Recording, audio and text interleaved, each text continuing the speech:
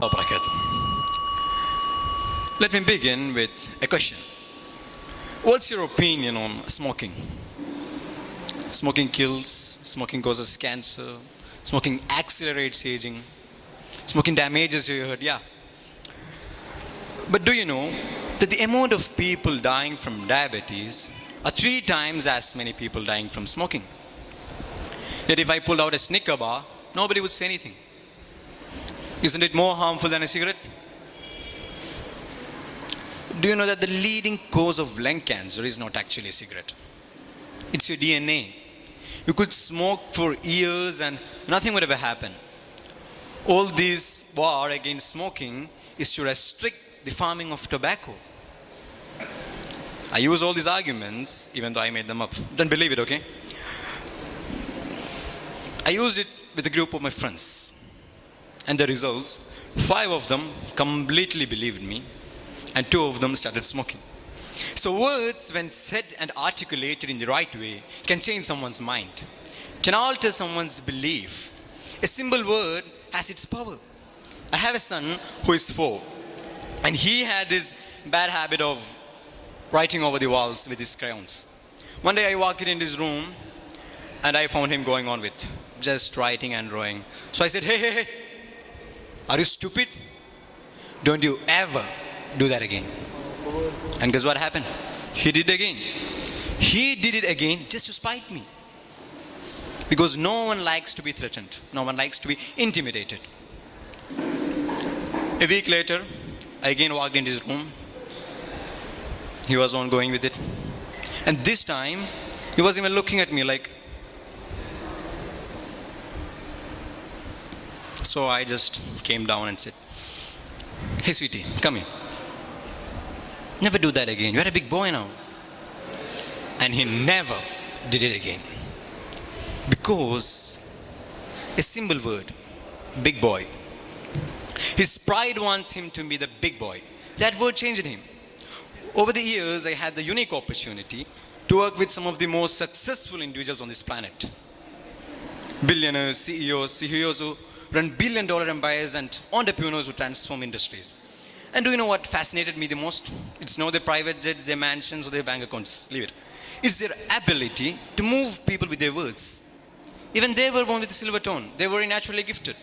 But orders that sets them apart is their unwavering commitment to mastery. When I first started coaching these high-level executives, I noticed something peculiar. Many of them, despite their incredible business acumen, were really terrified of public speaking. Can you imagine it? Billionaires quacking like this in their Italian leather shoes on the thought of addressing a crowd. But here is what's fascinating. That fear and that vulnerability became their greatest asset. I remember working with the CEO of a Fortune 500 company. Let's call him Michael. Michael could close billion-dollar deals at his sleep.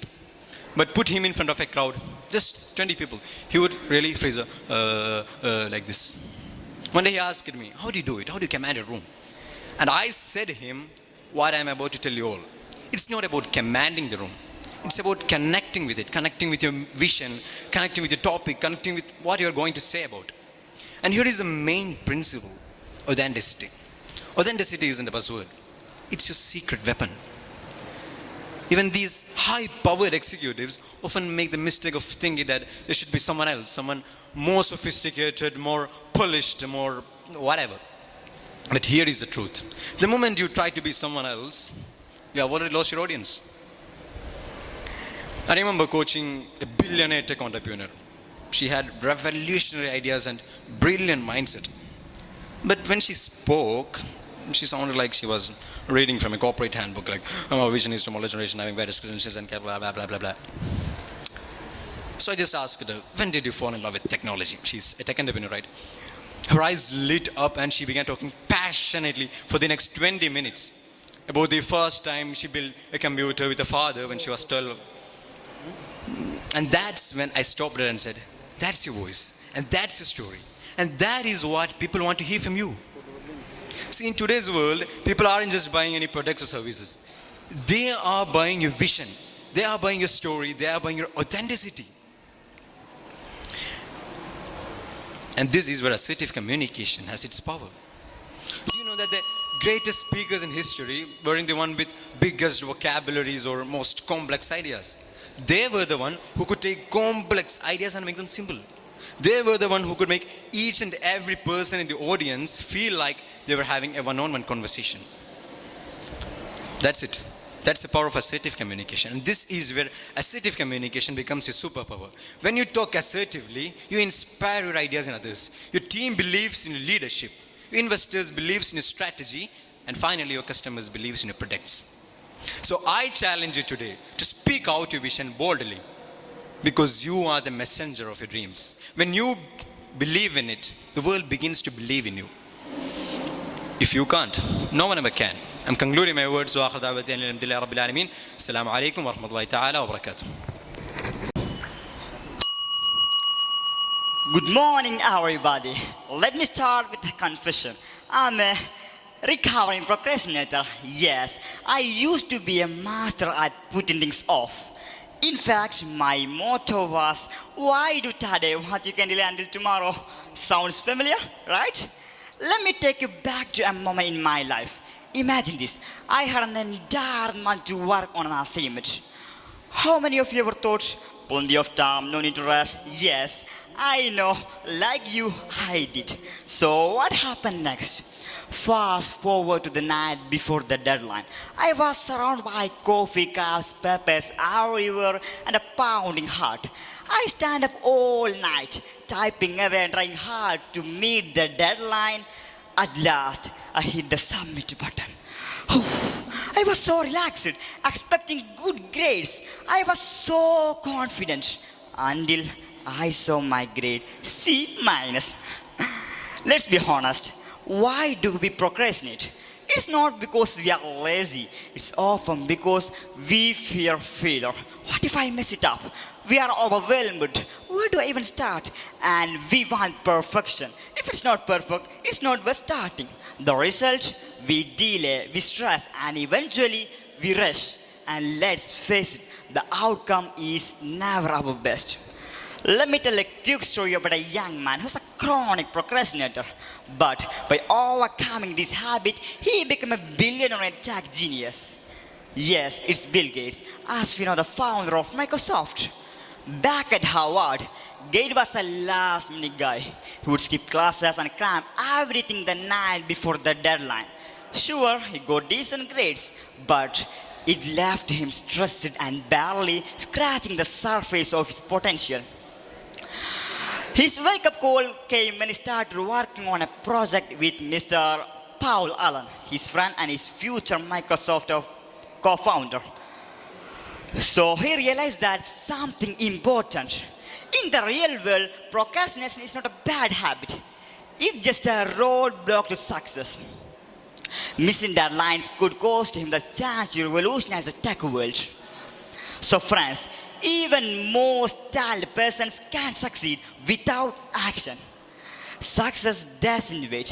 It's just a reward for those who take the first step and the next.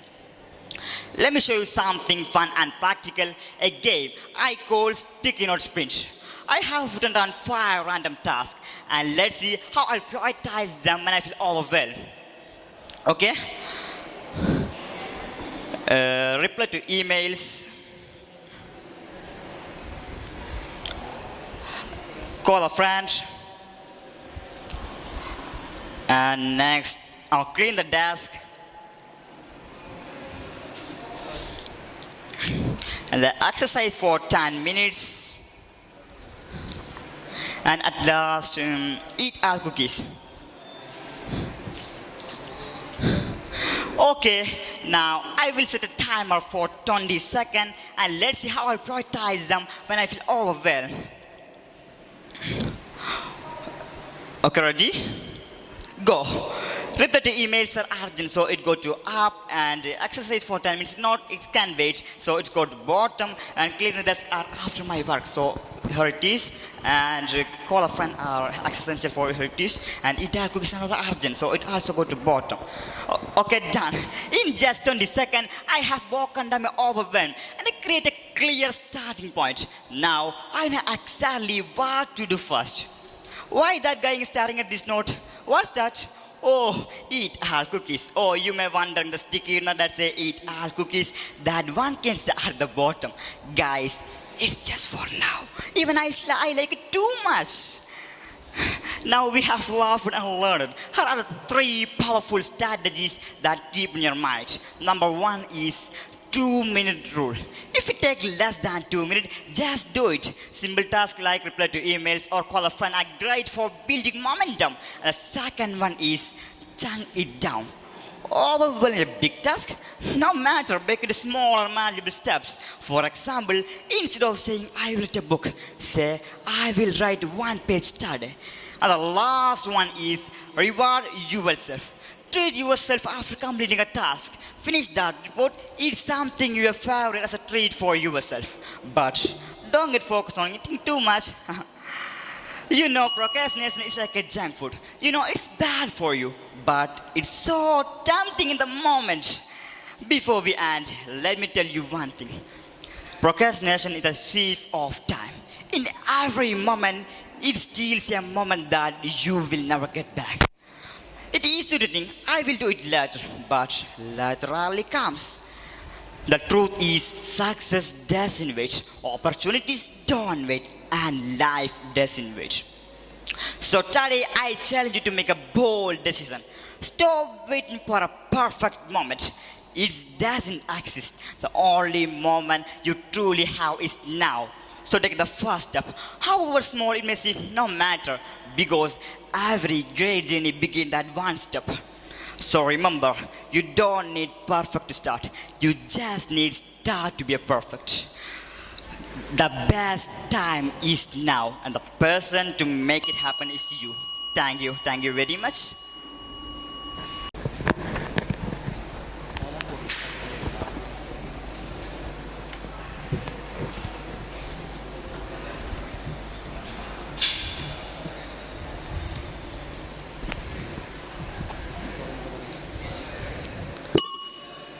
Assalamu alaikum wa rahmatullahi ta'ala wa barakatuh. I was an athlete. Sorry, I'm still an athlete. Don't look at that. I'm quite good on football. I play baseball, basketball, volleyball, everything, but not with those are disabled. Why should I? I'm not disabled. I'm differently able. As you all know, I'm Oscar Pistorius, the first amputee to compete in an Olympic track event in 2012 London Games. When I was 9, I lost my legs on a car crash. I was so devastated. My legs, it was that important to me. My legs, it was my future. People who came to see me tell me, oh kid, how can you play again? How can you sprint again? You were such a nice athlete. And I was like, why am I even alive? I should have died on that day. They looked me, talked me, called me as I was disabled.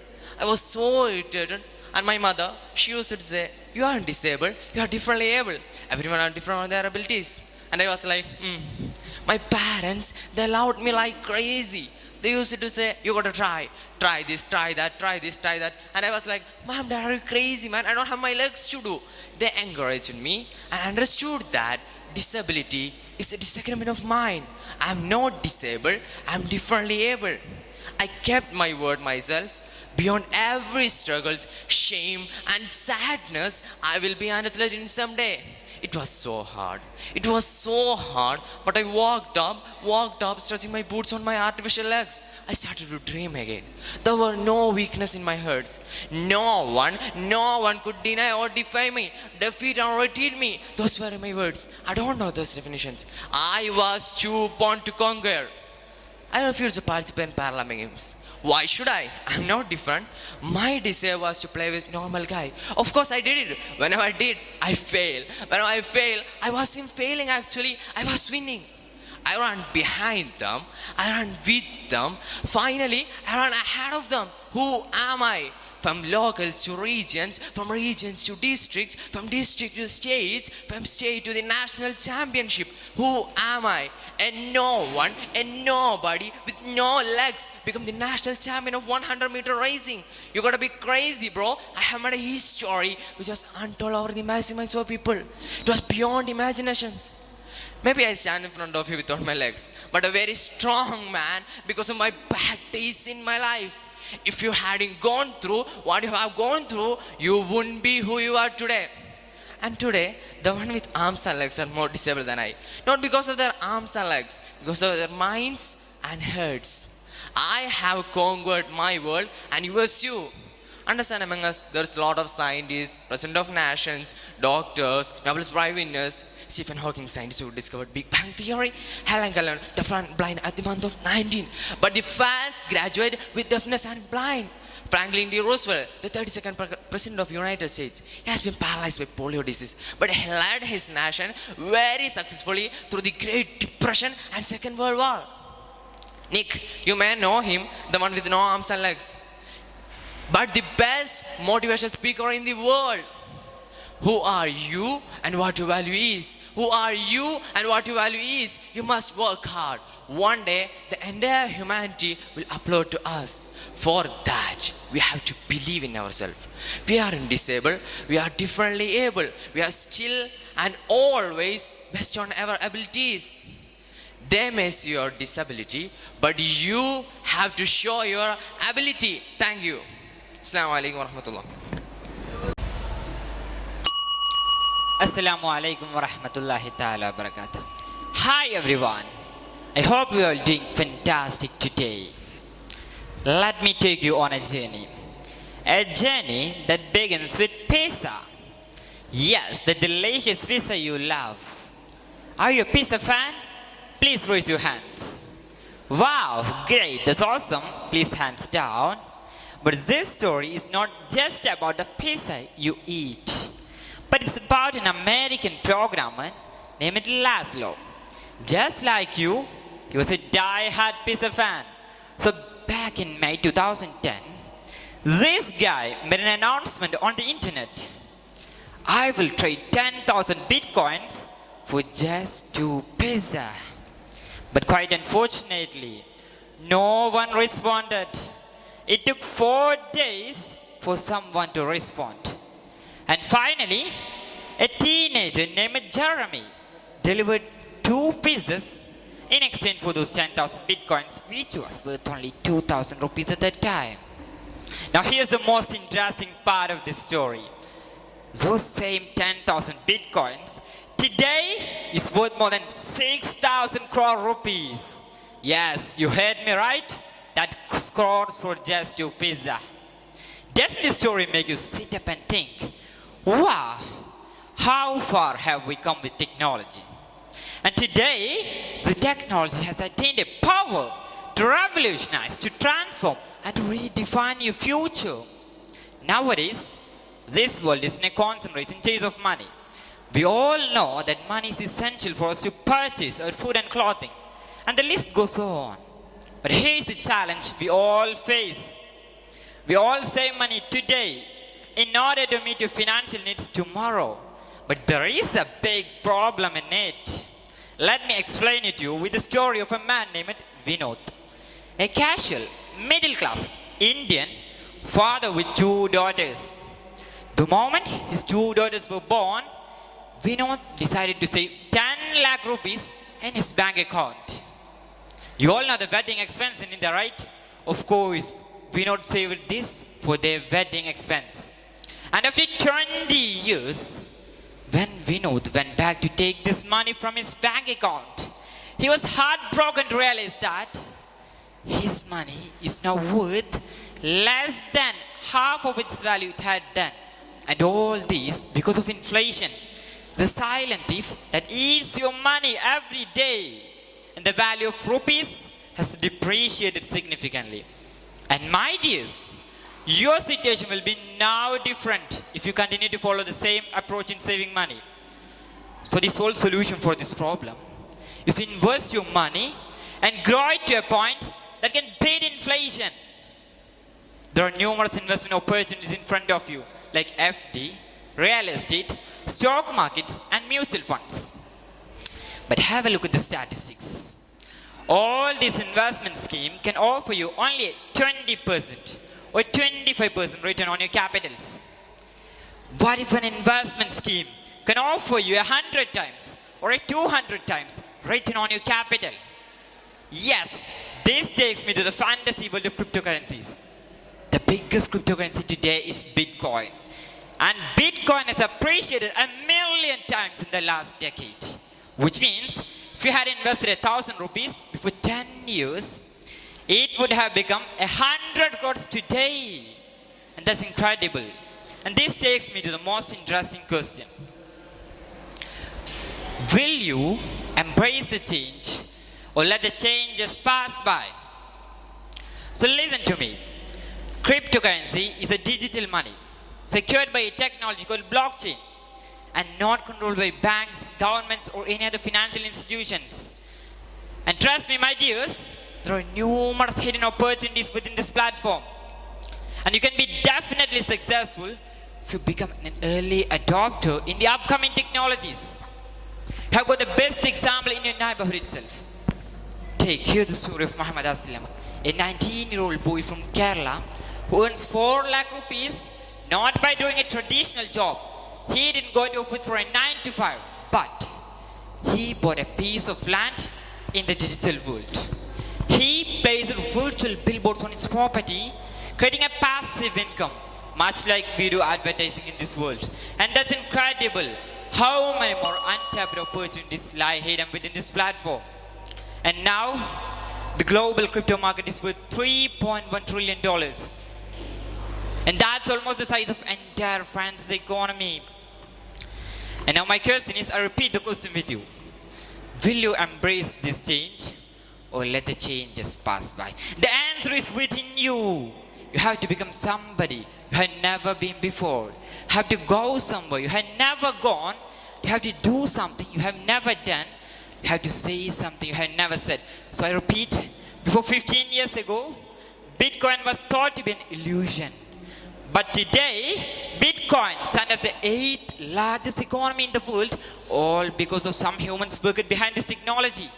And with each passing day, a large number of technologies are emerging, waiting to be explored and embrace it. So don't hesitate to adopt it. Don't wait for tomorrow. The time to understand, adopt new technologies is today and now itself. So seek for new opportunities. And if opportunities don't knock at your door, just build a door.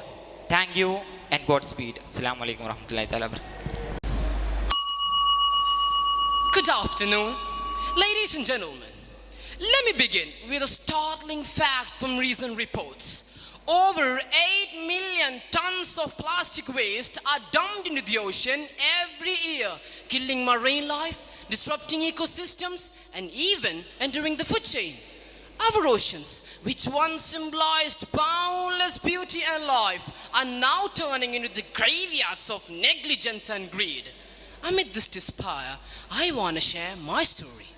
A story of resilience, a story of courage, and an unyielding commitment to change. Myself, Muhammad, and I am the son of a fisherman. From an early age, the sea was my home, my playground, and the heartbeat of my family's livelihood. I grew up marveling at its endless horizon and the treasures it held. But as I grew older, I saw something that shattered my heart. The pristine waters were choking with waste. Plastics, chemicals, and industrial debris were piling up, suffocating marine life and stealing the livelihood of people like my father. My grandfather saw my frustration and pain. And then one day, he handed me a book that changed my life forever. It was entitled as Blue Revolution. The book told stories about hope, action, and people who dared to fight for change. It became my most treasured possession, igniting a vision in me to restore the ocean and to protect its fragile ecosystems. But as you all know, dreams are not so easy to achieve. My journey was anything but smooth. I started to gather up like-minded people who share my love for the sea. Together, we started to protest against the corporations dumping waste into the waters. But the powerful did not give in so easily. They retaliated with force. I was falsely accused, dragged to the courts, and eventually jailed. My family even lost our home, and we became wanderers, facing rejection, isolation, and heartbreak. No one even cared about what we're doing for the society. And yet, I refuse to give up. So you see, failure is not the end. Failure is a lesson, a test of one's resolve and the forge that sharpens one's purpose. I learned this truth the hard way. Even in my darkest moments, I held on to the vision inspired by Blue Revolution. After my release, I decided to raise my voice even louder. I took my fight to the public, sharing the truth about the dying seas and the livelihoods at stake. Slowly, people began to listen. My pain became their cause, and my fight became their fight. Together, we created a movement so powerful that the corporation were forced to shut down their operations. But stopping them wasn't enough for me. I needed a solution, something that could heal the damage already done. That's when I realized that the waste polluting the ocean could be an opportunity. I started to gather up all the unemployed workers and scrapers, people often overlooked by society, and proposed an idea. Let's clean the ocean together and create jobs in the process. Now, I won't say it was easy. Convincing people wasn't always smooth sailing. I remember pitching the idea to one of the scrapers who replied, "You want me to clean the ocean? Bro, I can't even clean my room." But as the movement gained momentum, people began to believe in this mission. We launched recycling plant, transforming ocean waste into valuable materials. This initiative didn't just restore marine life, but it gave hundreds and thousands of people a purpose and a livelihood. What began as a dream had turned into a revolutionary project that inspired global movement to protect our oceans. So, what can we learn from this journey? Failure is not final. Resilience can transform dreams into reality. Collaboration amplifies impact. In the words of my grandfather's book, it says that the ocean tells us that the waves may crash, but the tide always rises again and again. I learned this lesson firsthand, and it has defined my life ever since. So, ladies and gentlemen, resilience isn't just an art, it's a way of life. Resilience isn't just about being perfect or waiting for the perfect moment. It's about persistence and innovation in the face of challenges. It isn't about never falling. It's about getting up every time you fall and finding a way to keep moving forward. As you all stand at the brink of launching your own ventures, I encourage you to think beyond profits.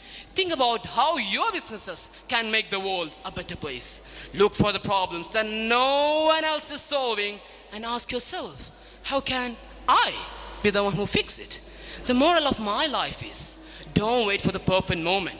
Start small, think big, and keep moving forward. Don't wait for someone else to clean up the mess. Be the one who starts a revolution and take up the action. Because if we don't step up, then who will? Thank you. Welcome everyone. Today I want to tell you my story. A story of fear, awkwardness, and unexpected transformation. Imagine this, not too long ago, I was someone who would do anything towards speaking in public. If there was a stage or a spotlight, I wanted no part of it. I won masters in the art of disappearing. Public speaking felt terrifying, and my solution was simple.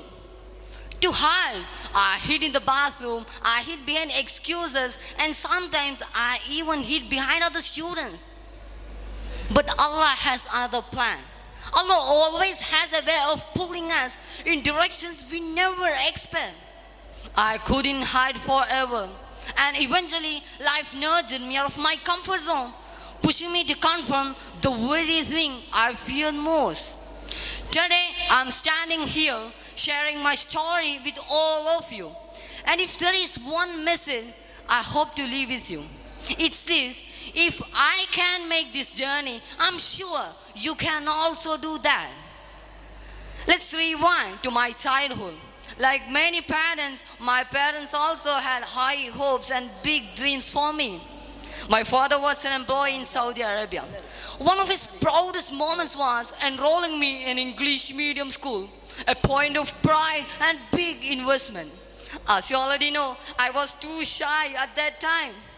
But one day, my mom decided that I should deliver a speech at the school's annual day. You just imagine what will be my response. I tried the classic, I'm sick, mommy, thinking I could outsmart the whole system. For one brief moment, I felt victorious. But life wasn't done with me yet. After a few years, the life had another surprise for me. I transferred to Darul Irfan, where I instantly became that English medium kid. I had barely settled and before everyone assumed I was a natural choice for anything English related. For the next 4 years, I became the designated person to sing the same English song year after year. And I don't think that you believe, I even won a prize. It was like the universe was emphasizing, no, you are not done yet.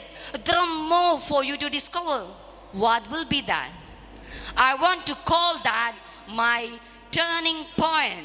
Yes, my turning point. One of my teachers had just returned from a research trip to Delhi and was sharing his experiences with us. To be honest, I was more interested in the idea of a trip than the research itself. But something inside me urged me to ask questions, to engage, to be curious. And that tiny act of courage led to something much bigger than I had ever expected. I was a boy of 14 years of age. I could present my first research paper at the University of Allahabad to an audience I never imagined in my life. From that point on, I realized that opportunities often appear disguised as challenges. Without realizing it, I was on a journey. Alhamdulillah, I traveled to Hyderabad, Calcutta, Delhi, places a 14 years boy never imagined. And each time I was on a stage, speaking to people I had never met, sharing ideas, and slowly becoming more comfortable. Public speaking, which once felt like a nightmare, was becoming part of my identity. It felt almost like a superhero story, except instead of a cape, I had a suitcase and nervous smile. So, what does all of this mean? Here is what I want you to take away. Don't let the fear pull you back. Every one of us has something worth sharing, a story or a message that others can learn from. And yes, public speaking is intimidating.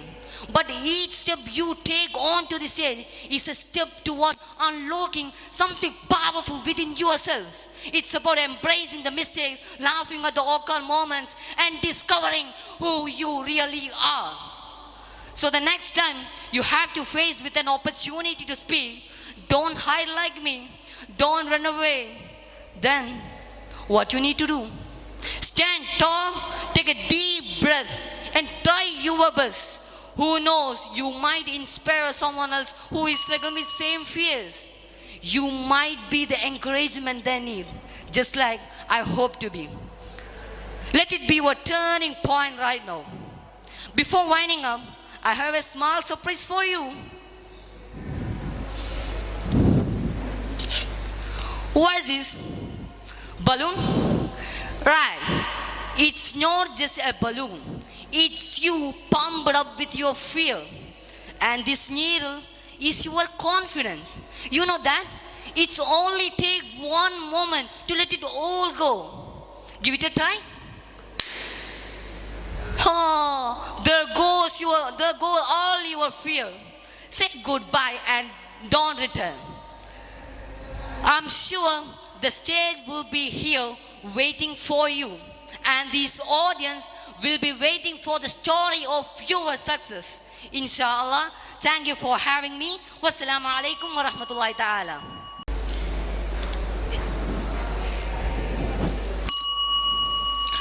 Assalamu alaikum wa rahmatullah. Hey, good morning, champions. And I have a small surprise for you. Just look at this small ball in my hand. soft but strong. And no matter how hard it's hit, it bounces back even stronger. And just like this bar, our mistakes aren't failures, but they are lessons that help us to grow and move forward. And every mistake is a chance to learn and improve and aim higher. And you all have the strength within you to turn problems into progress. Believe in that power. Let's make it happen. And I think if you succeed, every mistake becomes legendary. If you fail, that's just garbage. You know what I'm saying? Yes, everybody has great stories and everybody had a lot of problems, everybody had a lot of mistakes. But very few people listen to you. One day when you become successful, people listen to you say, wow, you are great. And I'm not that great. And I was born in my family and I'm not good at schooling.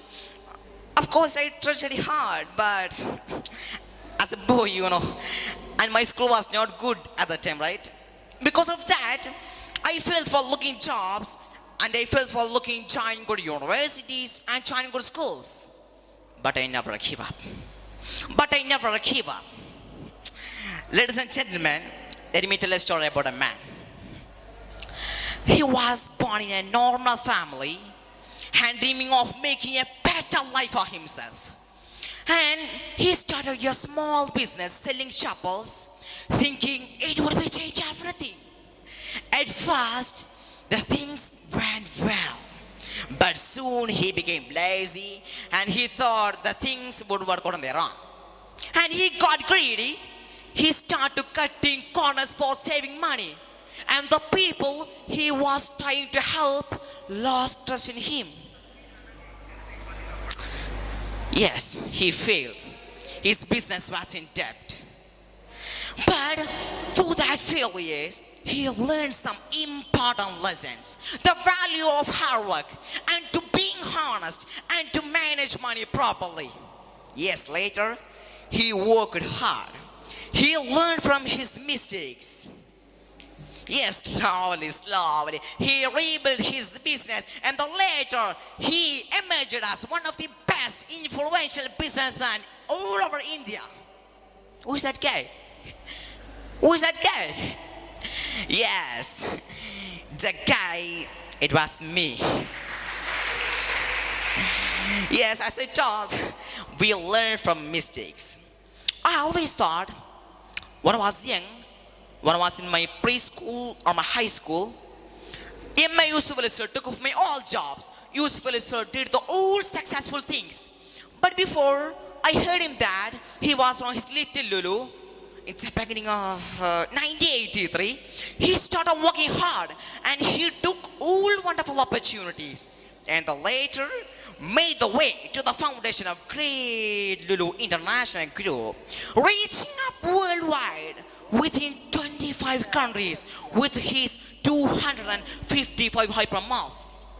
And we people have no opportunity.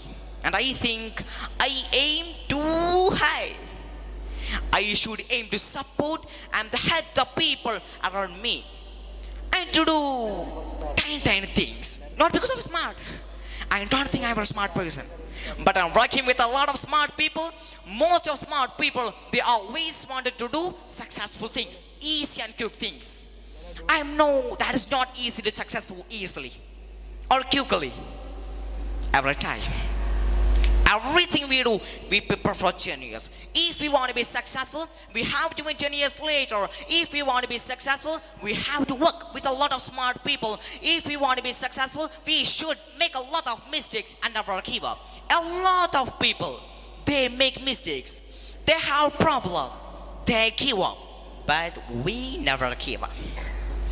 And I think, if anyone thinks, I failed because of others. If anyone thinks, I failed because of others, this guy has no chance. This guy has no opportunity. And those people who fail and always think, my fault. I do not do it properly. I should change here to change there. This guy has opportunity. This guy has opportunity in this playground. We learn from mistakes. I learned a lot from those people who fail. I learned a lot from those people who make mistakes. I learned a lot from my mistakes also. That's my life attitude. We are making a lot of mistakes every day, even today. And we make stupid decisions almost